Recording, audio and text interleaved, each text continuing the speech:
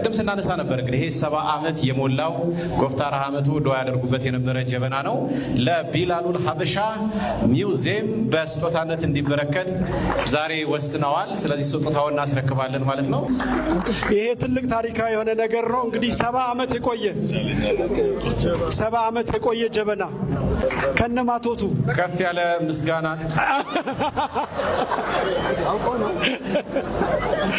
የኔ ልብ ነው ለሁለት የተሰበረው። ገራድ እጅግ አድርገን እናመሰግናለን። እንግዲህ ሌሎችም ከጎፍታራ ሐመቱ ጋር ተያይዘው ያሉ ቁሳቁሶች፣ አልባሳት፣ የሳር ገራድ የነበሩ ነገሮች ወደ ሚውዚየም ገብተው ትውልዱ እንዲያውቀውና እንዲማርበት ይደረጋሉ ብለን እናመሰግናለን። ከፍ ያለ ምስጋና አቅርቡልን። ይህ ቡና ጀበና እሜት ራዲያ ለሀጅ ረህመቶ ቡና ሲያፈሉላቸው የነበረ ጀበና ነው። የሀጅ ረህመቶና እሜት ራዲያ የፍቅር ታሪክ ፍቅር እስከ መቃብር ይመስላል።